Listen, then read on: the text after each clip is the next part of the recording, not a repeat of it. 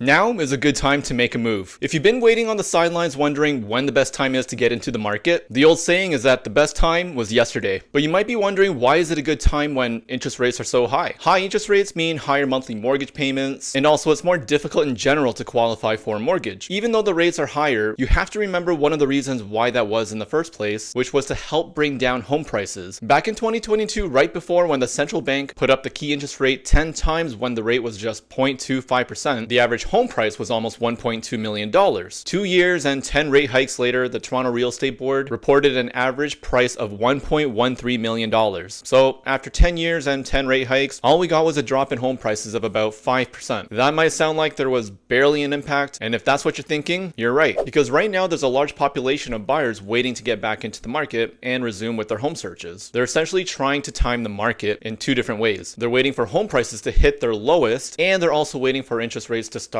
going down. And these two things won't happen at the same time. And if anything, it's more likely that interest rates will come down before home prices go down any further. The key interest rate that the Bank of Canada sets hasn't even gone down yet, and the overall sentiment in the real estate market right now is that high interest rates are the new norm. The latest report from the Toronto Real Estate Board said that more buyers have adjusted to the higher interest rate environment, which also means that out of the buyers out there who were thinking to wait for rates to go down, instead they're just getting into the market now because they're noticing prices are starting to already go back up. We're noticing a lot of listings are still taking their time to sell, but there's hardly a difference compared to a year ago. Most listings on average would only take about 20 days before they sold. That's only 1 day more compared to the last year, so it's taking the same amount of time it took last year for a property to sell, and prices have gone down by only 5%. When it comes to the conditions and offers that buyers are making, we're noticing buyers are still including a condition that allows them to get the proper financing in place before the purchase deal is firm. And that's actually a good idea, especially if you're trying to qualify for a mortgage and haven't taken the steps to get pre-approved or have the property appraised by your lender. Because the worst thing that could happen is that you don't include a financing clause, the lender comes back and says that you overpaid for the house and they can't give you the mortgage amount you need. So what ends up happening is that you're left paying a higher down payment that maybe you didn't anticipate and budget for, which is why you need to do your due diligence and know what the property value is before you jump into making offers. And lately I'm seeing about 6 to 8 offers on average on properties looking to get multiple offers. Definitely not like it was back in the day when it was normal to get 25 showings on a weekend with about 12 to 15 offers. And I'm not saying that that's where we'll end up this year, because that would be crazy. And if the central bank saw a risk in inflation either staying where it is right now or that it would go up, then they probably wouldn't be talking about bringing down the prime rate like they are right now, which could be as early as June this year. If anything, it'll probably be into 2025 or maybe even 2026 at the earliest before the market is back to what we normally see in Toronto, which quite honestly is just rising home prices that get out of hand. So if I had to guess, and it's just a guess, in 2028 we'll see the real estate market going right back to where we are today. And by then, do you think home prices will go up by 2 times what they are today? Here's how long it took for home prices to double. In 1986, the average home price was $139,000. I know what you're thinking, and I also wish I could go back in time. But back then, mortgage rates were about 11%. Makes the average 6.5% mortgage rate that we have today look really cheap now, doesn't it? And by the way, I'm Fred Tam. If you're gaining value from this video, hit subscribe to watch new videos to help you reach your real estate goals. But now check this out. It took 16 years until 2002 when the average home price doubled to $275,000. And mortgage rates at that time were about 7%, similar to what we're seeing today. Now the gap between the number of years for home prices to double starts getting smaller. Another 12 years later, in 2014, the average price doubled again to $570,000. Mortgage rates at that time were about 5%, which is probably where we're trending towards before the end of next year. And now the gap gets even smaller again. It took only 9 years for the average home price to double up again at $1.13 million last year, when homeowners had mortgage rates of about 6.5%. So at the beginning of this video, I said that now might be a good time to make a move. Now might be a good time to get into the market, because it isn't too far-fetched that in 1 or 2 years from now, we'll see mortgage rates come back down to about 5%. And when that happens, it'll be a bull run for several years as home prices go up and eventually double up again. So it seems hard to believe that property values can eventually double up again and get to an average of even $2 million in the GTA. But it's something that could realistically happen, especially with more and more luxury home listings coming to market. So that's why, if you think you can pull the trigger, take a look into it. Get a pre-approval, look at some houses and condos, try to be flexible with the property type you're looking into, see what you can pull off, and see what your finances can get you today, because there's a strong possibility that the home you're looking into today is going to be more expensive a year from now. Which brings us to the topic of timing the market. It's something we all want to do, but it's something that can can't be done. Although there is actually an exception, and I'll talk more about it, but getting the best price and best interest rate is what we all want. We want to buy our next home for the lowest price possible and at the same time get the best interest rate. But one thing I always try to remind people is that you should not get so tied to the rate. A 6.5 interest rate that you can get today is still better than what you could have gotten a year ago, and is only going to last about 3 to 5 years if you lock that in. So rates have come down a bit in the last year, even though the central bank's key interest rate hasn't gone down yet. But what's worse is that if you were trying to buy a home last year but decided to wait for the rates to drop, which really means that you were trying to time the market, this decision led you to stopping your home search. Fast forward a year later, and sure, mortgage rates came down a bit, but home prices did not. Home prices went up, which means that all of your monthly expenses will go up by the time you buy, including your mortgage payment and specifically the interest you pay on the mortgage balance. So the general rule of thumb is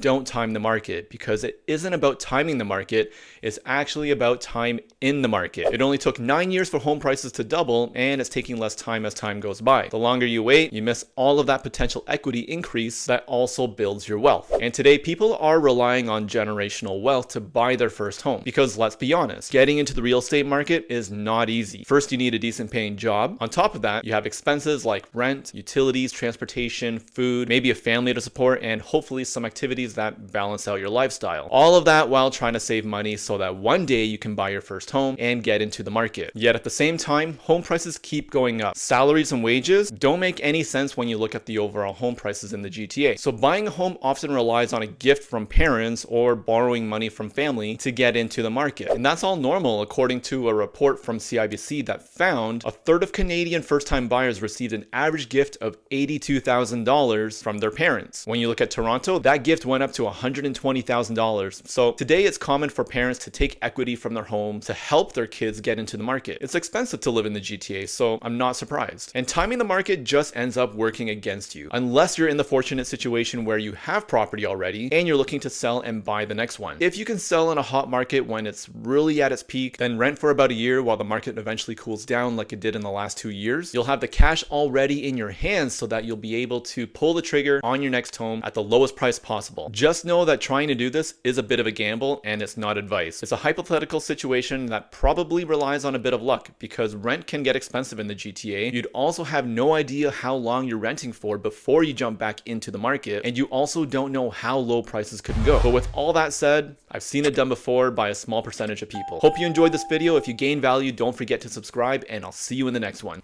Peace.